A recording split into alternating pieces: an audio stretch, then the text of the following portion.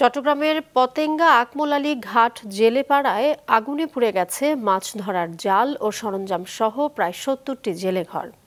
গত মধ্যরাতে এই আগুন লাগে, এতে পথে বসেছে শতাধিক জেলে পরিবার। রবিউল টিপুর ক্যামেরায় নাজমুল সাদিকের রিপোর্ট। চট্টগ্রামের পতেঙ্গা সিটি আউটার রিং রোডের পাশে আকমল আলী ঘাটের মাছ ব্যবসায়ী আবুল হাশেম শুধু চেয়ে চেয়ে দেখছেন নিজের পোড়া ঘর। এই ঘরে একদিন আগেও ছিল 2টি বোটের মাছ ধরা জাল সহ সব সরঞ্জাম, যার মূল্য প্রায় 14 লাখ টাকা। এখন নিঃস্ব তিনি। এখানে আমরা কেউ আসতে পারিনি, কেউ ধরতে পারেনি। দেখছেন, আপনারা দেখতেছেন সব পুরি নিঃস্ব হয়ে গেছি। এখানে আর নাই, কিছু নেই আমাদের। কোনো একটা জাল, কোনো দোকানের একটা মাল, কিচ্ছু নেই, সব পুড়ে গেছে। অন্যদিন এখানে জেলেদের ব্যস্ততা থাকলেও গত রাতের আগুনে সব হারিয়ে আজ তার মতো অসহায় অন্যরাও। বাঁশের খুঁটির পোড়া অংশের এই জায়গায় ছিল টিনের ঘর, যাতে ছিল মাছ ধরা জাল, রশি, প্রোপেলার ও নৌকার জ্বালানি সহ বিভিন্ন সরঞ্জাম। শনিবার দিবাগত মধ্যরাতে লাগা আগুনে সব পুড়ে প্রায় ছাই। পুড়ে গেছে 37টি গুদাম। প্রতি ঘরে ছিল রান্নার জন্য গ্যাস সিলিন্ডার।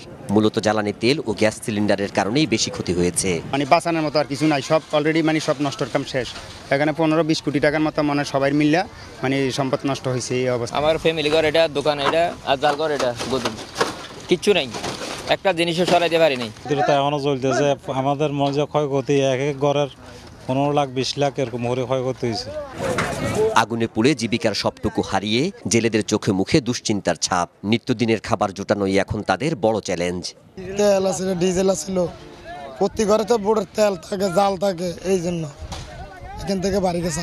মোবিল আছিল, জাল আছিল, নতুন নতুন টন জাল, ওই ফাইকা জাল, সবগুলো পুরি শেষ। সাগর পাড় ঘেঁষে এলাকার মাটির নিচ দিয়ে গেছে জিটিসিএল এর গ্যাস সরবরাহ লাইন। আগুনের কারণে ঝুঁকি তৈরি হলেও বড় বিপদ থেকে আপাতত রক্ষা পাওয়া গেছে। তবে পুড়ে গেছে পাইপলাইনের উপরে থাকা তাপমাত্রা পরিমাপক মিটার। জিটিসিএল এর একটা আছে, সিপি পোস্ট আছে, ওটা সম্পূর্ণ জ্বলে গেছে। আর বাকি আল্লাহর রহমত যে ওই পোস্টের ভিতর দিয়ে যদি আগুন যাইতো তাহলে পুরো এরিয়াটা ধ্বংস হতে পারতো, আরো বড় ধরনের দুর্ঘটনা ঘটতে পারতো। ফায়ার সার্ভিস জানায় গত রাত 12টার দিকে আগুন লাগে, যা 3 ঘন্টার চেষ্টায় ফায়ার সার্ভিসের 7টি ইউনিট নিয়ন্ত্রণে আনে। প্রাথমিকভাবে মশার কয়েল থেকে আগুন লাগতে পারে বলে ধারণা করলেও তদন্ত চলছে জানায় তারা।